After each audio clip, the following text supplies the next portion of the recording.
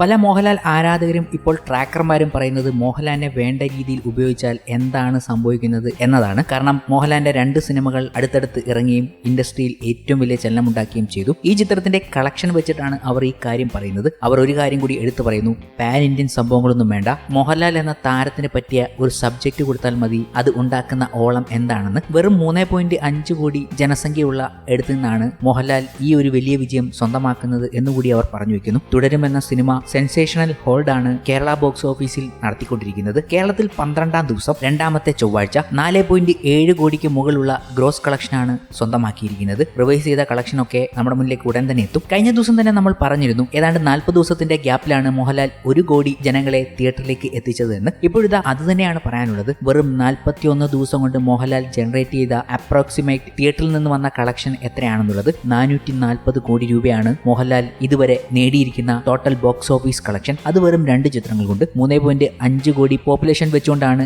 ഈ ഒരു magic Mohanlal box ഓഫീസിൽ തീർക്കുന്നതും. അതുകൊണ്ട് തന്നെ ട്രാക്കർമാർ പറയുന്നു, ഡിയർ മോളിവുഡ് സംവിധായകരോടും പ്രൊഡ്യൂസർമാരോടും പറയുകയാണ്, ഞങ്ങൾക്ക് usual pan Indian show off സിനിമകളൊന്നും വേണ്ട കാര്യമില്ല. ഞങ്ങളെ ട്രഡീഷണൽ മാർക്കറ്റിൽ വരുന്ന സിനിമകൾ അത് മതി, ജസ്റ്റ് അത് തന്നെ മതി, ഞങ്ങളുടെ മോഹൻലാലിനെ കൊണ്ട് ചെയ്യിപ്പിച്ചാൽ മതി. അതും വളരെ ചിന്തിച്ച് പ്രോപ്പർ സ്ക്രിപ്റ്റും മറ്റ് കഥകളുമായി എത്തിച്ചാൽ ഇതുപോലെ തരംഗം സൃഷ്ടിക്കാൻ മറ്റൊരു താരത്തിനും മോളിവുഡിൽ ഇനി കഴിയുകയുമില്ല, ഇനി കഴിയാൻ പോകുന്നതുമില്ല. അങ്ങനെ ഉപയോഗിക്കണമെന്ന് പറഞ്ഞു വയ്ക്കുകയാണ് ഇപ്പോൾ ഓരോ ട്രാക്കർമാരും. കാരണം മോഹൻലാലിന് അതിനുള്ള പൊട്ടൻഷ്യൽ ഉണ്ട് എന്ന് തന്നെയാണ് അവർ എടുത്തു പറയുന്നത്. പാൻ ഇന്ത്യൻ ആയാലും പാൻ ഇന്ത്യൻ അല്ലേലും മോഹൻലാലിനെ ഗംഭീരമായി ഉപയോഗിച്ചാൽ ഇതൊക്കെ തന്നെയാണ് ബോക്സ് ഓഫീസിൽ ഉണ്ടാകാൻ പോകുന്നത്. പല തിയേറ്ററുകൾക്കും എണ്ണി പറയാൻ ഒത്തിരി കാര്യങ്ങളുണ്ട്. 75 കോടിയോളം കേരള ബോക്സ് ഓഫീസിൽ നിന്നും ഇതോടെ തുടരുമെന്ന ചിത്രം മറികടന്നു കഴിഞ്ഞു. പല തിയേറ്ററുകളും ഇപ്പോഴും ഹൗസ്ഫുൾ ആണ്. ഏറ്റവും കൂടുതൽ ഹൗസ്ഫുൾ നടത്തിയിരിക്കുന്ന സിനിമ കൂടിയായി മാറുകയാണ് തുടരുമെന്ന ചിത്രം. തിയേറ്ററുകൾക്ക് പോലും ആശ്വാസം നൽകുന്ന മോഹൻലാൽ സിനിമകളെ കുറിച്ച് അവർ വാചാലരായി പറയുകയും ചെയ്യുന്നുണ്ട്. ഇതൊന്നും ആദ്യത്തെ സംഭവമല്ല. അന്നും ഇന്നും മോഹൻലാൽ സിനിമകൾ തന്നെയാണ് തിയേറ്ററുകളിൽ വലിയ ചലനം സൃഷ്ടിക്കുന്നത്. കിലുക്കവും മണിച്ചിത്രത്താഴും ചന്ദ്രലേഖയും 6-ാം തമ്പുരാനും ഒക്കെ പഴയകാല ചരിത്രം ഓർമ്മപ്പെടുത്തുന്നു. 2000ത്തിന്റെ തുടക്കത്തിൽ വന്ന നരസിംഹവും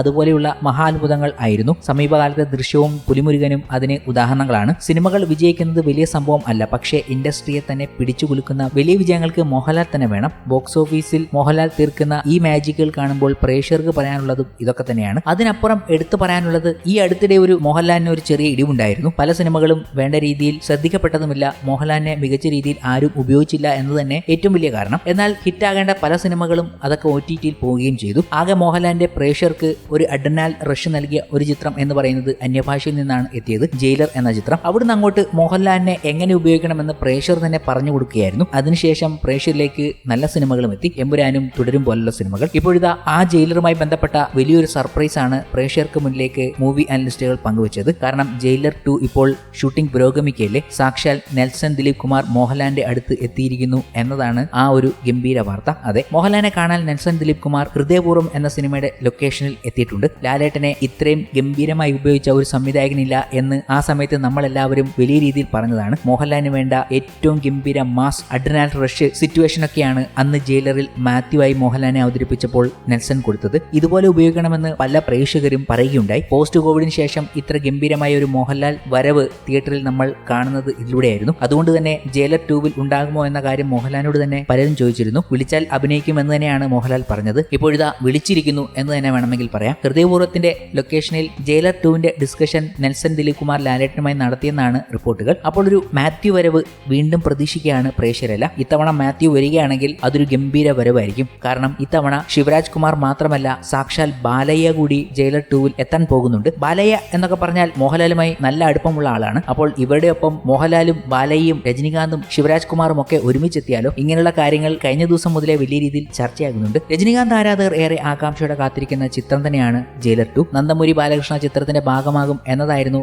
നേരത്തെ വന്ന ഏറ്റവും വലിയ വിവരം. ജയിലർ 2 ഒരു സുപ്രധാന വേഷത്തിൽ അഭിനയിക്കാൻ ബാലകൃഷ്ണ സമ്മതം മൂളിയെന്ന് ചിത്രവുമായി ബന്ധപ്പെട്ട അടുത്ത വൃത്തങ്ങൾ ഉദ്ധരിച്ച് റിപ്പോർട്ടുകൾ വന്നിരുന്നു. സംവിധായകൻ നെൽസൺ കഥാപാത്രത്തെക്കുറിച്ച് പറഞ്ഞ വിവരണം ബാലകൃഷ്ണയ്ക്ക് ഇഷ്ടമായെന്നും സൂപ്പർ താരത്തിന്റെ ഭാഗങ്ങൾ ഉടൻ ചിത്രീകരിക്കുമെന്നും റിപ്പോർട്ടുകൾ ഉണ്ടായിരുന്നു. അങ്ങനെയാണെങ്കിൽ ഇപ്പോൾ മോഹൻലാൽ വരുമ്പോൾ അതും ഒരു ഗംഭീര സംഭവമാകാനുള്ള സാധ്യതയുണ്ട്. രജനികാന്തിന്റെ ഗംഭീര സിനിമകളിൽ ഏറ്റവും കൂടുതൽ ആകാംക്ഷയോടെ കാത്തിരിക്കുന്നത് ജയിലർ 2 തന്നെയാണ്. ഇപ്പോഴിതാ കൂലിയും കൂടി വരാൻ പോകുന്നു. കൂലി ചിത്രത്തിന്റെ ഒരു അപ്ഡേറ്റ് രജനികാന്ത് ആരാധകരെ ശരിക്കും ഞെട്ടിച്ചിരിക്കുകയാണ്. കൂലി റിലീസ് ചെയ്യുന്നതിന് ഇനി 100 ദിവസങ്ങൾ മാത്രമാണ് ബാക്കിയുള്ളത്. ഇത് പ്രമാണിച്ച് ഒരു special promo video Sun Pictures പുറത്തുവിട്ടിട്ടുണ്ട്. രജനികാന്ത്, സൗബിൻ, ഉപേന്ദ്ര, സത്യരാജ്, നാഗാർജുന എന്നിവരെ കാണിച്ചുകൊണ്ടുള്ളതാണ് വീഡിയോ. ഓഗസ്റ്റ് 14 ചിത്രം തിയേറ്ററിലേക്ക് എത്തുന്നത്. അതിനുശേഷം ജയിലർ 2 വേണ്ടിയുള്ള കാത്തിരിപ്പും. ഇപ്പോഴിതാ മോഹൻലാലും മാത്യുവായി അവതരിക്കാൻ പോകുന്നു. വീണ്ടും ഒരു മാസ് വരവ്, ഇത് നമ്മൾ പ്രതീക്ഷിക്കുന്നതാണ്. നെൽസൺ തരുമ്പോൾ അത് ഇരട്ടിയായി പ്രതീക്ഷിക്കുന്നു. ഇത്തവണ ഒരു ക്യാമിയോയ്ക്കപ്പുറം ഒരു ഗംഭീര റോൾ പ്രതീക്ഷിക്കുകയാണ് പ്രേക്ഷകരും. ഉണ്ടാകുമെന്നാണ് നേരത്തെ വന്ന റിപ്പോർട്ടുകൾ പറയുന്നത്.